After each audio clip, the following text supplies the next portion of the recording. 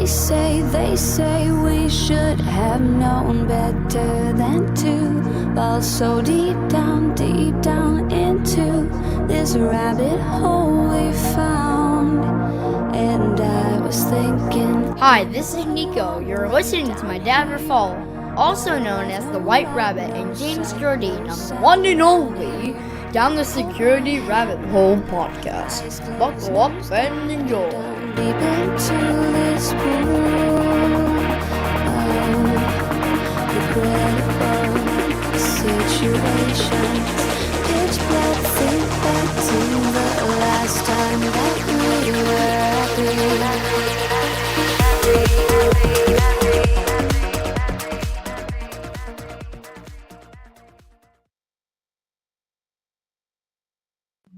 You're muted, Raph. I hate when I do that. Good morning, good afternoon, good evening. Can you hear me now? Welcome down the security rabbit hole to another edition of the Down the Security Rabbit Hole podcast. This is Raph, the guy that can't work a mute button, and this is episode 620, and of course, this is SBOM for the Novice, of which I and Jim are going to count ourselves novices in this. I think about 98% of you listening, in spite of talking about it a lot, are probably novices.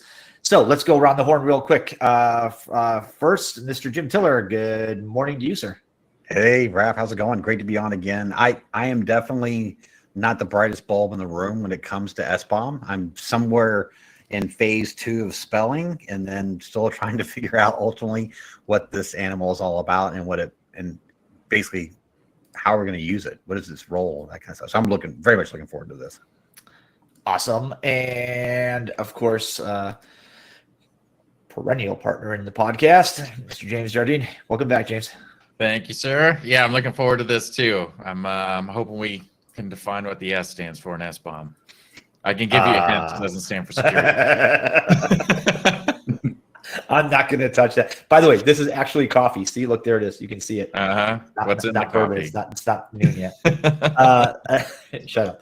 Last but not least, our special guest, Aaron Bray with Phylum. Aaron, give the viewers and listeners a little bit of who you are. Yeah, great to be here, and thank you so much for having me. I'm Aaron. I'm the CEO and co-founder of Phylum. We operate in the software supply chain security space, so obviously we're definitely part of the SBOM conversation. In terms of background, I spent a lot of my early career working in the U.S. government, so happy to be here and excited to talk about SBOMs. So we're going to take this in the spirit of the novice. What is an SBOM? Software Bill of Materials, assuming that's what the S stands for. Not what I think James was implying. What is an SBOM? So that's a great question.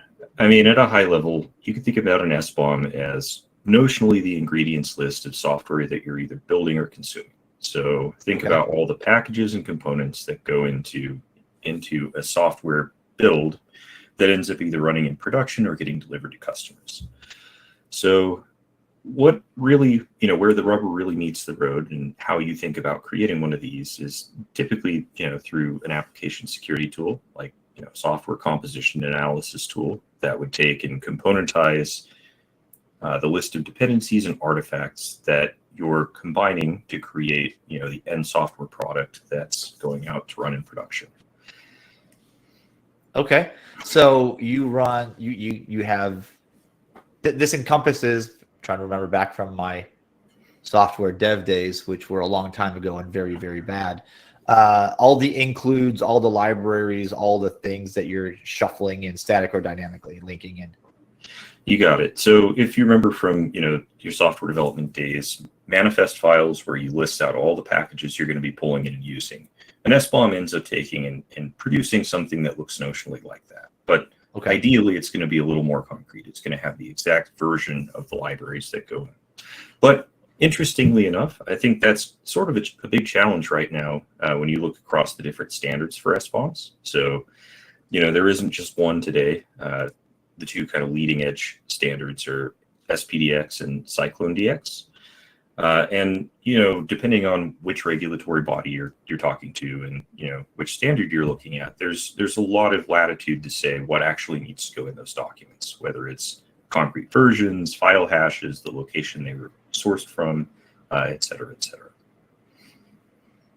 I think there's a lot of openness, right, or interpretation into it. Also, like, to what degree do you go down in dependencies? Do you just go to high level, like this is in my file, or do I take that and say, oh, I've got this bcrypt library that also includes 50 libraries in each of those, right? Like transient dependencies down deeper in.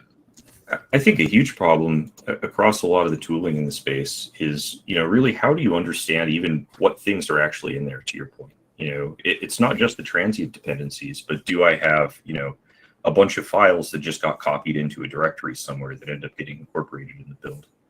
Things like that. Or, how many different copies of zlib do I have living somewhere in my software packages?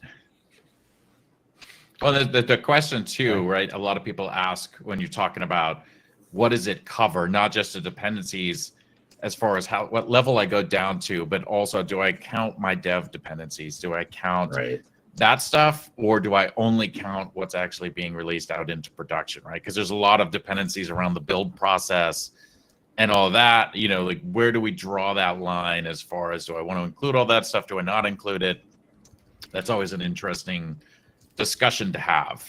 Right. And that's actually a great point, because even, discounting things like software vulnerabilities, which, is part of the motivation for producing something like an SBOM. A lot of what we see in the wild is software supply chain attacks, where even things like dev dependencies get code execution the moment a developer goes and installs them. So if you install something that's bad or it's been compromised, then even if it's a dev dependency, it can, drastically modify the rest of the build, downstream. Can we, if I may hone on that point, is what was the collection of drivers behind SBOM, right? Because I think, I obviously have my security blinders on, but the world doesn't orbit around security, right? Frankly, orbit around applications, and but is SBOM, is that derived because of demands and understanding security, or was it a combination of other things? Where does security fit in the hierarchy of drivers? To me, I think the primary driver is security, but it's more about, providing some level of transparency to software consumers. What sort of things are in the software that you're consuming or using? Because across the board, especially in big regulated industries or places where, you're running mission critical applications, if you're a consumer of that software, understanding, are you vulnerable to, Log4j or, some other kind of major security event that may roll out in the future, that's really a struggle when you start looking at either third-party libraries, third-party code, SaaS services you might be consuming, and things of that nature. Can I ask what perhaps may be an ignorant question, and I'm a little worried to ask this because this is going to show exactly how little I know. Are SBOM, are these meant to be like human readable file? Like, what's the, like, you run an SBOM, okay? What, like, physically, how does it manifest? Is it a report? Is it a structured file I can import into something else? I imagine that's the answer. Maybe. What is it? So most of the standards end up producing something that's machine readable. So, most of them map to either something that would be JSON or XML. Okay. There are a few products that allow you to go and actually view SBOMs. So they'll do sort of a visualization of the libraries and things that come out. But it's highly dependent on, the tooling you use to generate the SBOM and what sort of context was included in most cases. So you have to ingest something that somebody provides and some have a means of visualizing it. But my immediate thought is that, vulnerabilities come and go, threats manifest differently in these different situations. So is an SBOM a real-time thing? In other words, it's generated upon request? Help me understand the temporal nature of this. So that's actually a great question. You're bringing up one of the big challenges that folks are likely to face with SBOMs as time moves forward, because right now, a lot of folks are treating this as more of a snapshot in time deliverable. And that doesn't necessarily map very well to the real-time nature of how software is built and delivered these days, right? So if I go and ask for, the SBOM for the AWS services I'm consuming, the challenge is that I'm going to receive, something the size of a phone book, and I'm going to receive a copy of it, every 5 minutes for the whole day. Just because there's such a large volume of, of work going on behind the scenes. There are a lot of people contributing to and rebuilding and delivering this stuff. And so, that's where I think people are going to start really running into challenges as they try and operationalize SBOMs if they don't think through how they manage this longitudinally. There seems to be Jim. There seems to be the same problem, I think, that manifesting here that we've seen in other places. Like, you have the data, so what? Right. Ta-da! Here it is. It's like with vulnerability scanning, right? You continuously doing it becomes operationally difficult, we'll say. Providing that to a third party, a customer, a partner, or whatever, right? A provider, is very, very difficult. But now we're applying that to software builds. Is it realistic to expect something that updates often, or is at this point snapshot good enough? And if it's good enough, at what intervals? I'm curious. So I think the way that I'd think about that would be, the North Star should be, does the SBOM I'm receiving actually map to what I'm consuming or what's out in production? And so, to your question about the cadence, I think that's going to vary a lot depending on the type of software and the organizational use case. So, for example, if I'm looking at an embedded device and, the SBOM describes that device's firmware, that firmware probably isn't going to change all that often. So getting an SBOM that describes what's in that firmware is probably sufficient until I go and reflash the firmware and, apply some kind of an upgrade. For something that's a SaaS offering that I'm consuming every day and perhaps putting critical information in, that's a bit of a different story, right? Because, now if I'm sharing critical information with this third party and that third party is susceptible to, key vulnerabilities or is hit by a supply chain attack or something like that, I'm going to want to know about that the minute that new build goes live, right? Okay. James, can I prod you a little bit and ask, as someone that's in a dev shop, how do you guys utilize it, or do you? So we do create SBOMs. They're not for consumption outside of us. Okay. We actually use them. We use like dependency track to actually track as our SCA, and we use bombs to feed into that. So it's a Python script that actually runs against every repo every night that goes in and pulls all of our components, creates the bombs, and throws them into dependency track so we can actually see what vulnerabilities exist. We don't supply that out. We could, but we don't right now. The problem with that is, just to give the example, like we scan our repos, we don't scan our builds. So, a software package actually has multiple repos that make it up, right? So we don't actually get to that point. And that's one of the challenges that you see a lot of places. Like, okay, we can easily scan repos and be able to say, hey, this repo has this.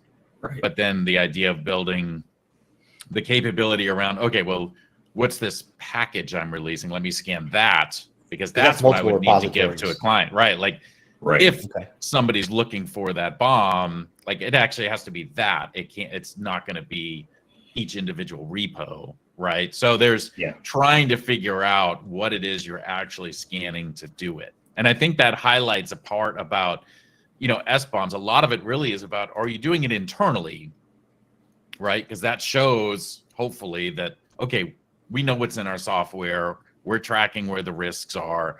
We're handling that, which oftentimes is much more valuable than, a client getting hold of the SBOM to be able to go through and do something different, right? We have to understand what's the end user using it for. Going back to I think Jim's question of why do we have SBOMs? Like, what's the driver behind this? A lot of it, honestly, I don't think is Do I need to know every component that sits in the software and what vulnerability exists in it? Because that's going to be astronomical. You know, SCAs like SAST. There are a lot of things to look at, and most of them don't matter. But Okay. when you start looking at certain clients, like when you talk about DoD and, hey, we can't take things that are being built to Russia, right? Or we can't export certain types of algorithms, or we can't import maybe certain types of things, then now you're getting the, okay, who's supplying stuff into our systems, right? Like that now becomes that transparency part of where are you sourcing your parts from is often more critical to most that I think would consume an SBOM than, you know, whether I pick this bcrypt library over that bcrypt library. Right. And today that's a critical gap in what SBOMs provide. Right. Can I ask the inevitable question then? Because this is, I think I ask this every time we have this type of conversations. Where do you stop? Because an include of a library in C inevitably had other includes in it, which may have other includes in it, and then it just turtles all the way down, as the joke goes. How does your tech do it? How do you guys do it? So, what makes sense?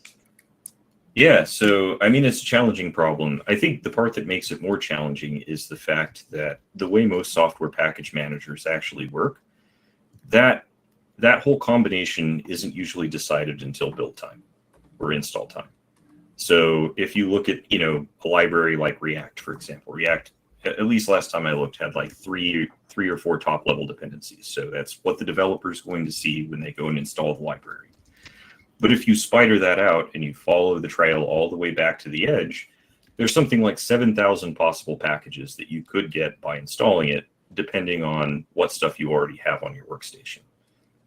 And the reason for that is because with a lot of these software packages and the way that they're described, it's not a situation where you just get, you know, one composition of packages. You get a slightly different set of things depending on which versions you already have, because there are ranges of versions that might be acceptable for use all the way upstream in each dependency that you install. So it ends up becoming a real rat's nest. And I think maybe that's part of the motivation for, you know, producing something like an SBOM at the end of the day.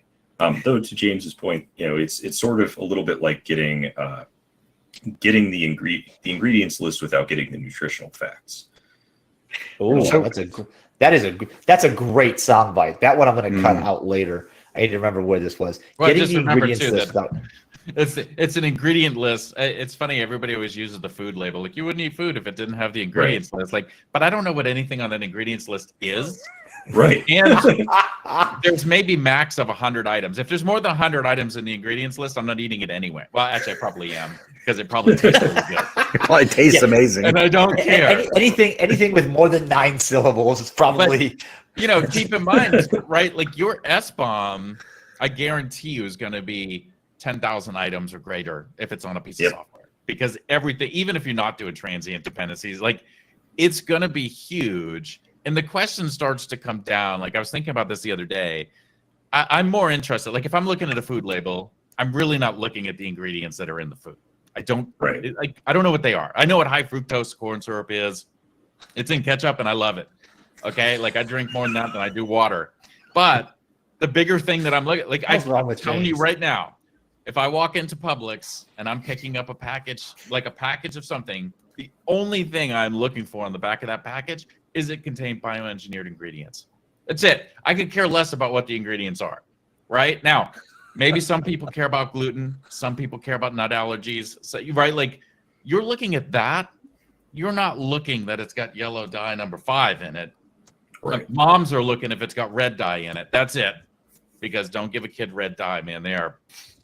But, like, are we really looking at all those? There's key aspects that we're pulling out that, as a consumer, I care about. Do I care about the 100,000 components? Probably not. Do I care that the component was generated in XYZ country? Maybe, but that's a limited subset.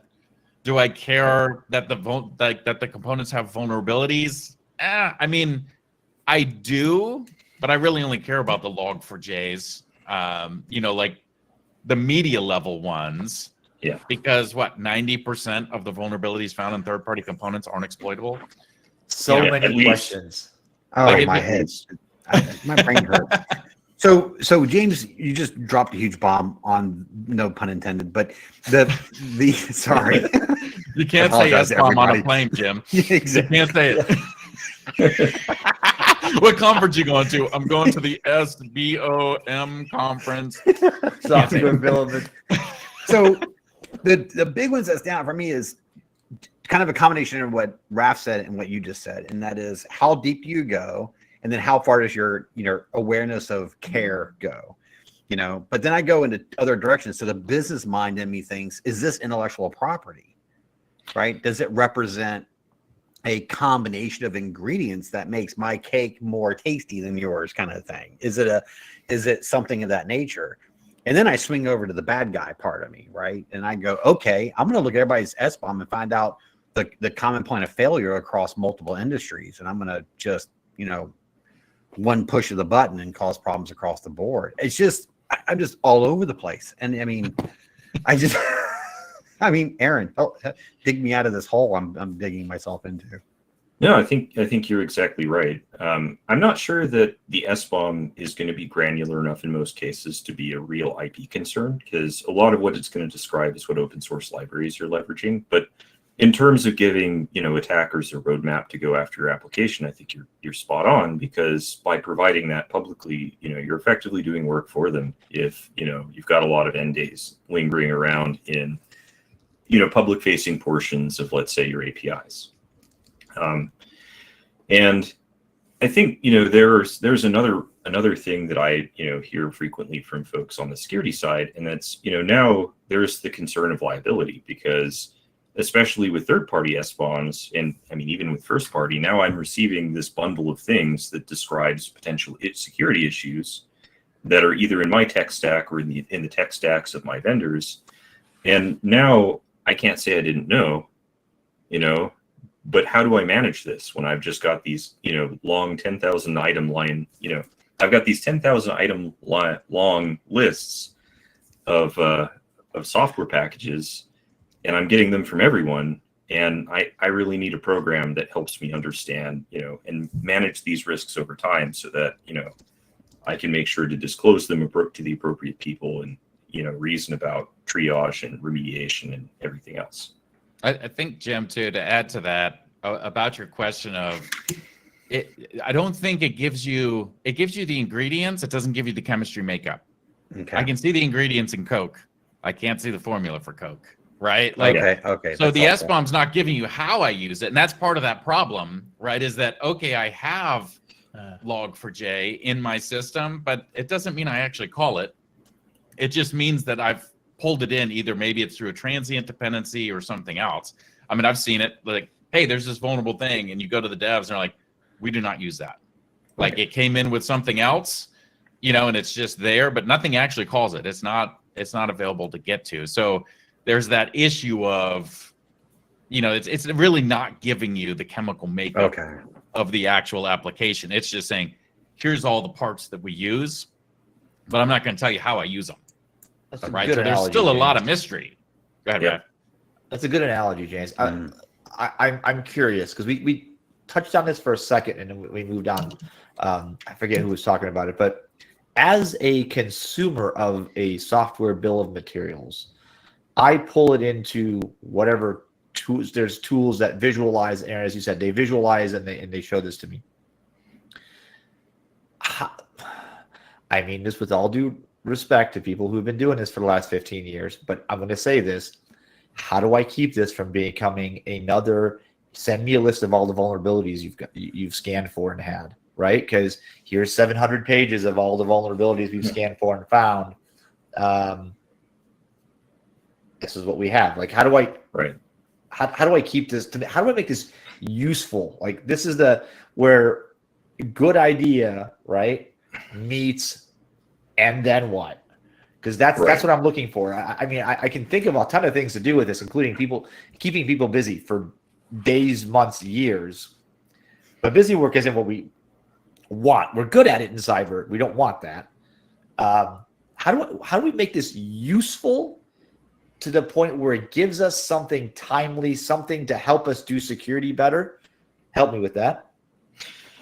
So that's a great question, because I think today that's where kind of where the regulations start to really drop off, because it's all about, you have to produce these, you have to provide them, you have to try and consume them. So, what do you really do with them? And I think, even though the space is pretty early, the answer to that is you gotta have some kind of automation around this stuff, because otherwise you're going to end up wasting a lot of probably your application security team's time, given the fact that the folks on the third-party risk side probably will have no idea what to do with a big list. I was going to say, you hand this to an audit or third-party risk person, they're going to go, right, cool, bro, now what? Exactly. And, to James's point, whether these packages are actually being released out in production, whether this SBOM that you're getting from a third party was, produced at build time, where it was produced becomes important. What components are actually included becomes important, because not all standards require you to provide all of the information necessary to make, the SBOM usable. And then, thinking through how you just apply some level of automation to understand, what you've got on a continuous basis. So, if you see something in the news, you can quickly go and say, hey, am I impacted in all of these, libraries that I have?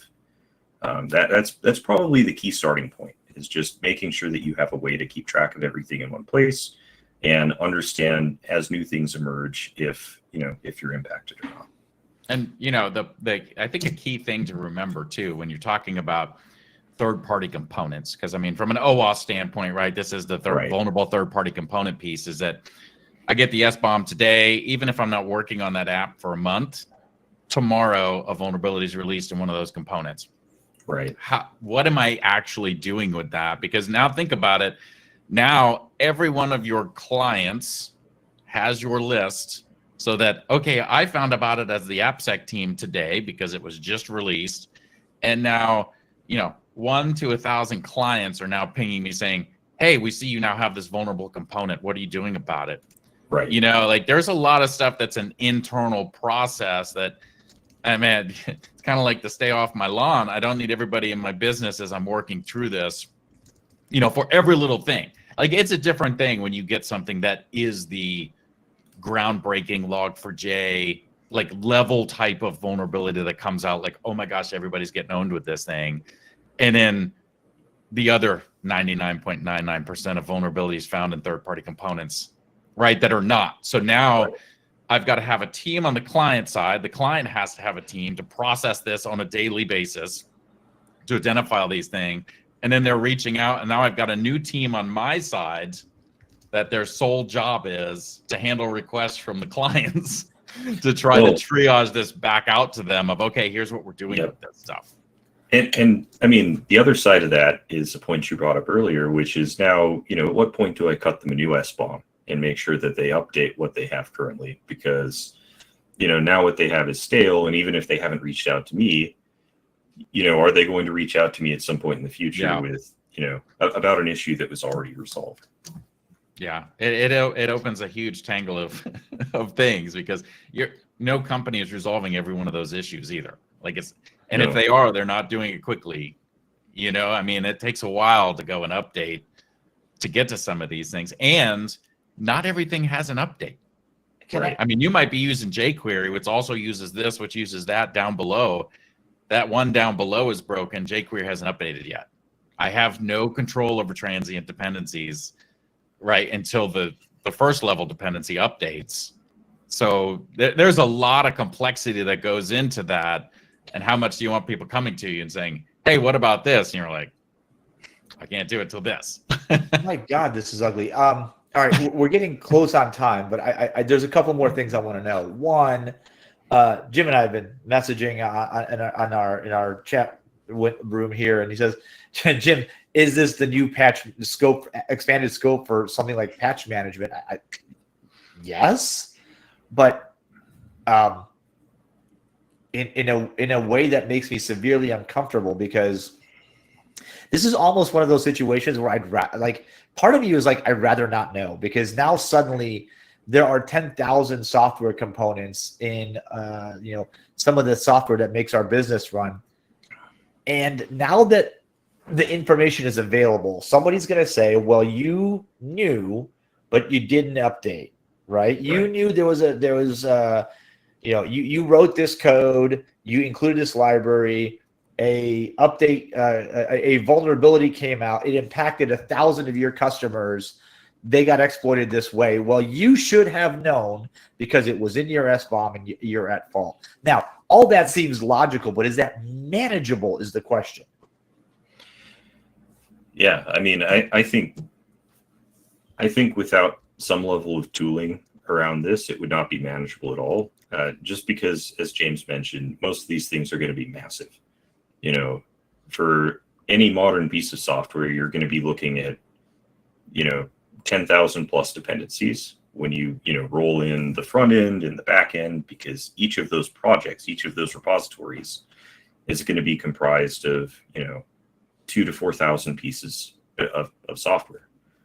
And so, reasoning about that and managing it over time is going to be a huge challenge. There is some commonality, most likely, between projects that you're consuming, but there's just so much variability between, what you could end up with between software package A and B and C, even if it's the same library. It creates a lot of challenges. Yeah, I think a lot of it goes, like I said, I think a lot of it goes back to what are you as the receiver of it looking to get out of it? And one thing we didn't talk about, one thing that SBOMs can give you is licensing, right? We don't allow X type of licensing in our code, and we can see that you're using GPL versus using freebie, like these different licensing options. Like there's that type of thing. So I'd mentioned before, like the sourcing of, hey, are you getting it from certain countries, but also what are the licenses built into these things? Are you using something that you shouldn't be using, right? Because now I bought your software and it's including licenses that you can't use in that situation, right? Like, so there's more things than just, where'd we get it from? What's the licensing of it? Are there vulnerabilities in it? That type of stuff. There's a lot of angles that people are looking at of how am I going to use this? Right. My hope would be it's less so of nitpicking that you picked this, use bcrypt just because it's easy to say, this bcrypt library over that one, because I can tell you go to NPM, you can probably find 50 bcrypt libraries. It's less about, oh, you pick this one versus that one, and more about the major event type of thing of, does it match our licensing? Does it match that it, if you can even prove where you sourced it from outside of GitHub, like that type of, and is it something that is a major news breaking, it's got a logo and a theme song, I need to look at it, or it's just, it's a piece of our system, it's not that, it's not detrimental to what's going on right now, and trying to analyze all of that to be able to pick out the 5 things that might matter. I think that's where that challenge is, right? That's where that automation and all that stuff. I have a hypothetical. When the what the hell was it called? The log4j bug. What was the name? We called it? We called it something. A log4shell. Log4shell. That's it. When that hit,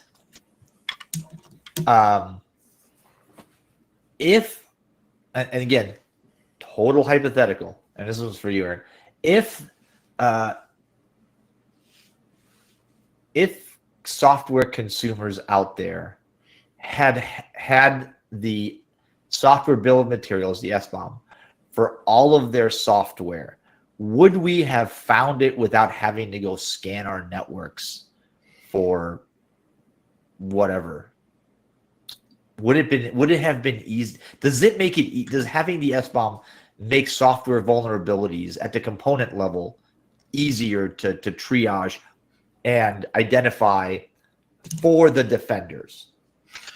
So that's a great question. I think the answer is probably both yes and no.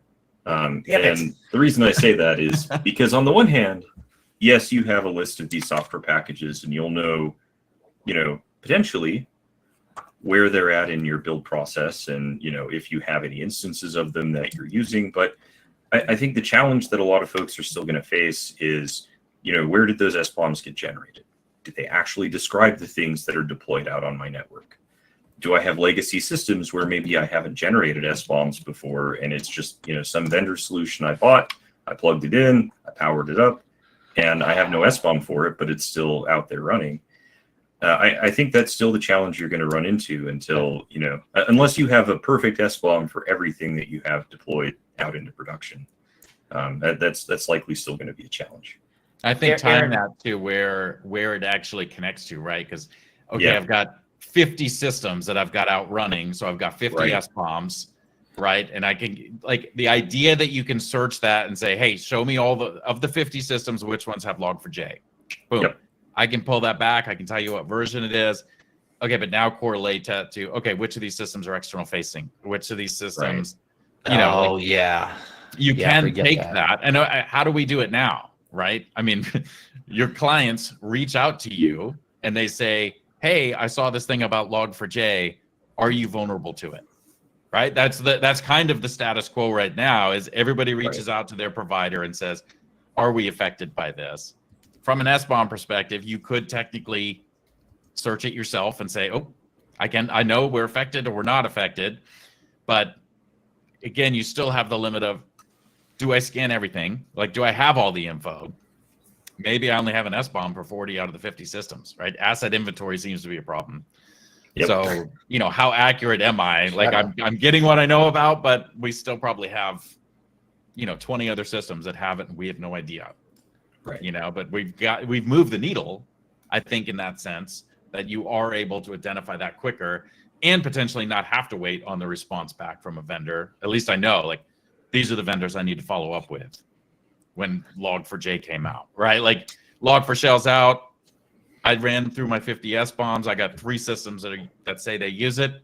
These are the ones I'm going to reach out and say, hey, where's the update for this? What's the plan? How do I mitigate? Versus going out to all 50 and saying, hey, everybody tell me what the plan is for this, right? So there is an efficiency standpoint from that aspect. Aaron, before I let you go, tell us a little bit about what you guys do and how you do it. Because I'm curious, because you work for an SBOM company. Sure. Well, is it a suite of tools? Is it a product? Tell me what you do. Yeah, absolutely. So I don't know that I'd necessarily classify us as an SBOM company per se, but effectively what we do is we monitor the open source ecosystem. So we have connectors that plug into a lot of different big package managers. So think, the places where all these software packages get sourced from. And as new libraries get published and as updates get released, we pull them in, we tear them apart, and we do deep analysis on all of the components and their development history and the folks that are involved in contributing to them. Because to James's point before, the view is, if you really want to be able to understand the risks that are in your software supply chain, you need to look at the actual supply chain of the software. You can't just say, here's a big list of packages, and that's sort of where the buck stops. And so, our view really has been, at least on the SBOM front, that, there are a lot of challenges from getting, to kind of a soup to nuts solution. Because you have to be able to understand whether or not the SBOMs you're producing and receiving are actually accurate. You've got to understand where in the process they were developed and produced, if they actually map to the software that's being released. So that stuff is, a bit outside of the scope of where we focus. But given the amount of information that we have and our capabilities more on the policy and management side of the house, we're able to take SBOMs and provide a lot of insights into, what went into their development. We can allow people to sort of pre-screen and filter against risks above and beyond vulnerabilities. So, does the thing contain malware? Was it produced by authors that had been known to, execute supply chain attacks or do other bad things in the past, and, that sort of stuff. All right. Aaron, thanks for being a great guest and filling my brain. I have so many more questions that I want to go through, maybe on a follow-up. I'm assuming that those listening probably have the same questions or probably have more that I haven't thought of yet. Jim, I think I'm with you. Like, this produces a whole big nuclear bomb of, no pun intended, of things that we need to think about, that we haven't thought about, that we haven't solved previously in other quadrants of security, and we're just piling in. And I feel like cool effort, really necessary, but holy cow, does that give us more work that nobody has time to do. So maybe that's for next time. We'll figure that out next time. Jim, thanks for joining and co-hosting this with me. I appreciate you guys' insights, folks. Thank you for listening. Before you kill this, if you get a chance to watch the videos and you're enjoying this, we would appreciate a like. Throw a comment in there if you have something to say, and definitely subscribe to the YouTube channel. I love to get the listenership up on there. We are looking at doing more LinkedIn live events if you guys want to jump in and listen. So let us know, and I appreciate you guys on those LinkedIn live chats as well.